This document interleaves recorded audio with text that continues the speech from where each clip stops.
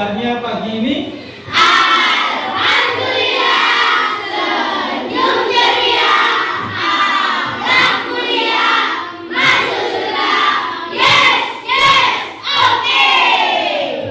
Sebelum nanti kita lanjutkan, mari kita berdoa dulu agar mendapat ridho dari Allah Subhanahu wa Ta'ala dan mendapatkan ilmu yang bermanfaat. Al-Fatihah.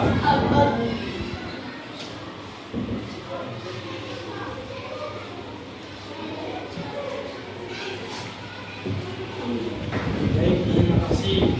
Anak-anak, hari ini siapa yang tidak masuk? Rafi. Rafi duduknya di mana? Oh, ada yang tahu Rafi nggak masuk kenapa? Tahu. Nggak ada surat izin. Ada. Anak-anak perhatikan ya, kalau kalian atau ada teman kalian yang tidak masuk, sebaiknya itu harus membuat surat izin seperti biasanya. Apa mungkin dia itu buru-buru sehingga nggak masuk dalam surat izin? Tidak, jangan pikir itu ya.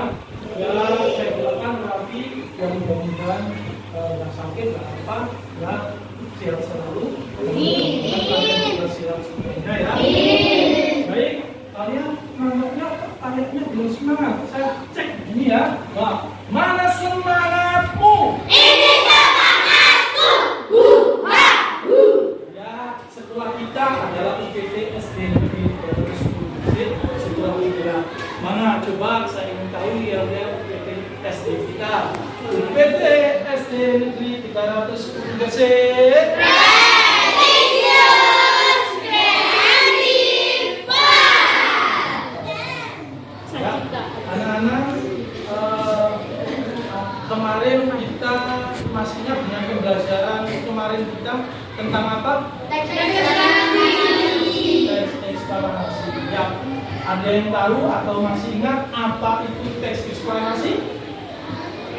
Ayo, ada yang ingat? Siapa? Ya, apa? Yuk, coba berdiri mas. Teks yang menjelaskan tentang sebab atau akibat suatu peristiwa terjadi. Teks yang menjelaskan tentang suatu peristiwa suatu peristiwa yang terjadi. Itu dari pendapat Zul. Tadi malam Zul belajar. Kalian semuanya juga belajar. Belajar teks eksplanasi juga. Oke. Ada yang lain berpendapat kaitannya dengan teks eksplanasi itu apa? Selain Zul? Kalau nggak ada, pertanyaan yang kedua, kira-kira ciri dari struktur teks eksplanasi itu apa saja? Ada yang tahu? Ayo, cirinya masih ingat? Ya, Romi, berdiri. Masalah Pertama, tadi masalah. ya, Kedua, pernyataan umum. Ketiga, interpretasi. ya, topik masalah, pernyataan umum, interpretasi. Ada yang punya pendapat lain? Ya, ciri-ciri dari struktur teksnya. Ya, silakan berdiri, Pak.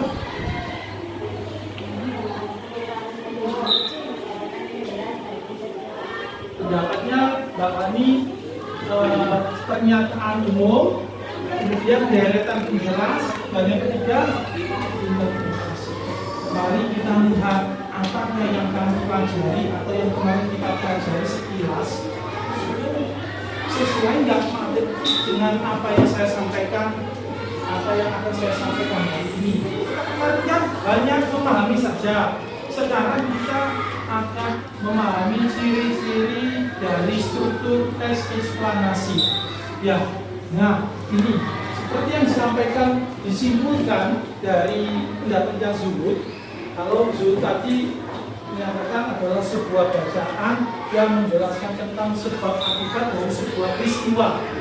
Nah, Bapak itu sudah bagus pendapat tentang proses mengapa dan bagaimana suatu peristiwa alam, ilmu pengetahuan, sosial, budaya, dan lainnya bisa terjadi. Jadi suatu peristiwa, baik itu peristiwa alam maupun sosial yang terjadi di sekitar kita selalu mempunyai hubungan sebab, akibat, dan prosesnya. Seperti agak persis dengan pendapatnya Mas Zuhud. Tepuk tangan buat Mas Zuhud.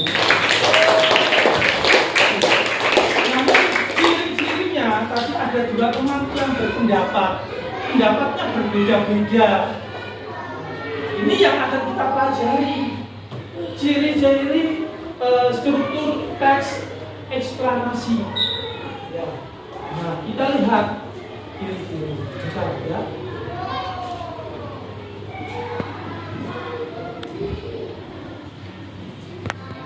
Nah, ini adalah ciri-ciri struktur teks eksplanasi. Pertama, yakni pernyataan umum, terdiri dari pernyataan umum. Topik yang dibahas itu apa? Ya, di dalam pernyataan umum. Kemudian yang kedua adalah urutan sebab akibat atau deretan penjelas. Jadi bacaan yang kedua itu berisi tentang urutan, ya, atau sebab akibat nanti, ya. Dan yang ketiga adalah interpretasi, kesimpulan atau pendapat dari si pembaca itu sendiri dari sebuah teks atau bacaan. Yang saya sampaikan ini sesuai dengan pendapatnya. Hari tepuk tangan buat Hani.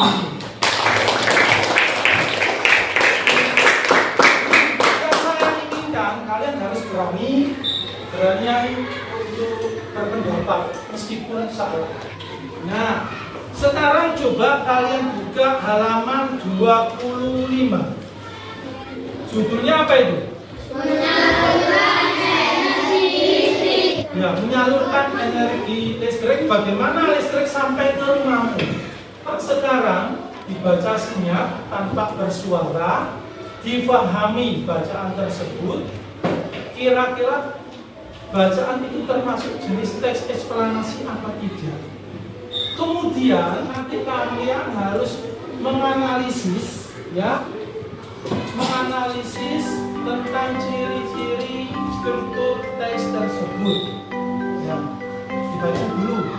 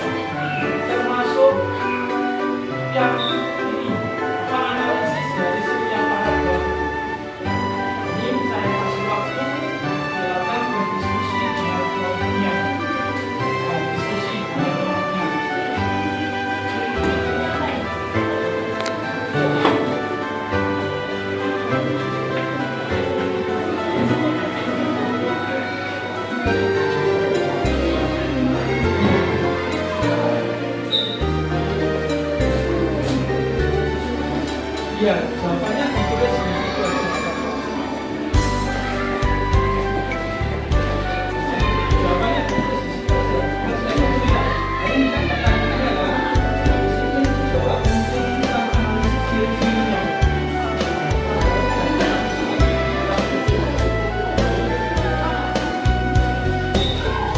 Jadi benar ya.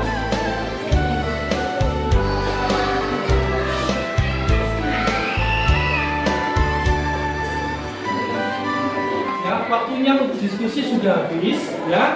Sekarang setiap kelompok saya berikan kesempatan untuk maju presentasi menjawab pertanyaan yang ada yang telah saya kasihkan tadi di setiap kelompok masing-masing. Silakan dari kelompok 1 di bawah aja nggak apa-apa di bawah.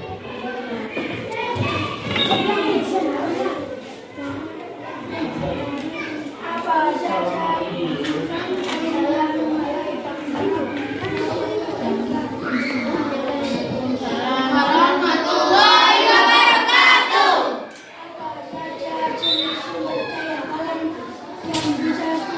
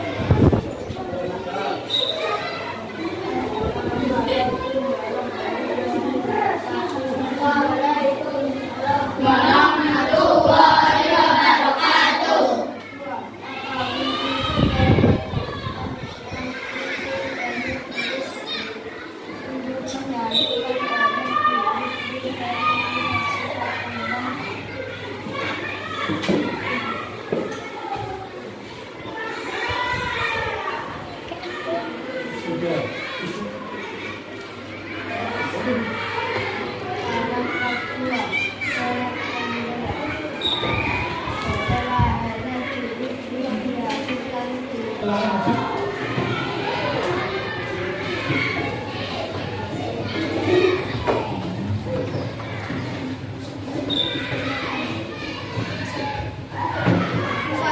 Bagaimana sistem transmisi tersebut memiliki peran penting di era globalisasi sekarang ini. Jelaskan dengan singkat. Karena perkembangan teknologi di berbagai bidang yang didukung oleh peran listrik sebagai teknologi digitalnya. Paragraf 3. Mesin ringan dan pesat atau mendapat pribadi penghuni. Cara energi listrik sampai ke rumah-rumah warga. Terima kasih. Tepuk tangan buat Mas Zuhur. Zuhur masih siapa? Ada kelompok 3 silakan.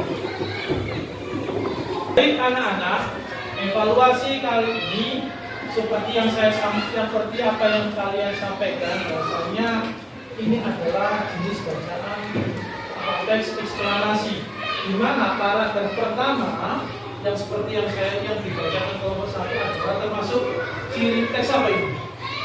Termasuk apa? Jenis apa? Cirinya disebut apa? Disebut ciri apa? Pernyataan umum. Kemudian paragraf kedua apa? Pernyataan penjelas. Ya. Setelah itu yang ini paragraf ketiga.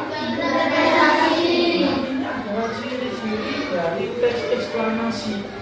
Kalau belajar tentang teks eksplanasi harus analisis ciri-cirinya. Ya, itu yang jangan lupa, saya kira cukup pembelajaran kali ini. Kalian nanti bisa saya kasih tugas untuk mendeskripsikan dari deretan penjelas tentang bagaimana menyalurkan energi listrik. Ini tugas di rumah, kerjakan dengan kelompoknya masing-masing ya. Ini ya. Ya. Oke.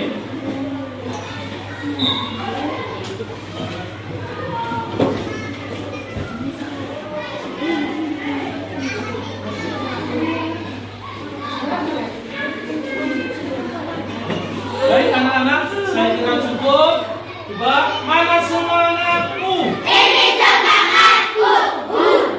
Terima kasih. Kurang lebihnya mohon maaf. Tetap semangat belajarnya. Assalamualaikum warahmatullahi wabarakatuh. Waalaikumsalam warahmatullahi wabarakatuh. Pak Mudin, dengan sudah pengalaman mengajar khususnya kelas 6 ini bertahun-tahun ya, tentunya punya kesan ya, antara baik dan baik. Nah, yang Bapak Mudin inginkan, harapan terhadap anak-anak ini ke depan itu berkeinginan atau mimpi apa terhadap anak-anak ini, Pak Mudin? Monggo. Terima kasih Pak. Saya harap anak-anak ini sebenarnya punya semangat yang luar biasa Pak. Harapan satu pertama adalah anak-anak ini mempunyai ilmu yang bermanfaat, ya, lulus 100% Pak. Ya, kemudian ya bisa melanjutkan ke jenjang yang lebih tinggi, ya, dan yang paling penting anak-anak ini mempunyai karakter yang baik sikapnya, bicaranya, pengetahuannya dapat, punya keterampilannya, dan yang lebih penting adalah nilai efektifnya itu. Terima kasih Pak Mudin, luar biasa Pak Guru, kamu punya mimpi, mengharapkan dan doa ya, dengan semuanya ini anak-anak kelas 6 kelak itu menjadi orang yang baik, sukses, menjadi orang-orang yang berguna dan bisa dan bangsa. Tapi jangan lupa tadi etika moral, profil pelajar Pancasila harus dipegang terus supaya ilmunya bermanfaat. Kita beri plus untuk Bapak Mudin.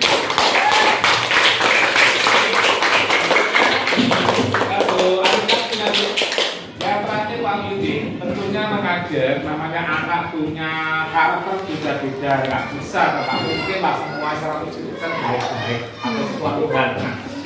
saya ingin tahu kendala-kendala apa yang jenengan temui selama ini Pak Mimpin untuk mengajar di kelas 6 ini. Terima kasih. Kalau anak-anak di kelas ini kadang-kala ada beberapa anak itu yang suka membuat onar, kadang-kadang ganggunya itu ya padahal cuma jawel koncoe Pak, jawel temannya, akhirnya bisa menimbulkan masalah. Terlepas dari itu, tetap saya berikan aturan punishment yang mengarah pada persuasif sehingga anak itu tidak mengulangi lagi. Tentunya apa yang dilakukan anak-anak baik yang baik maupun yang tidak itu saya selalu mengarahkan bagaimana keinginan anak ini bisa menjadi lebih baik. Terima kasih Pak Mimpin.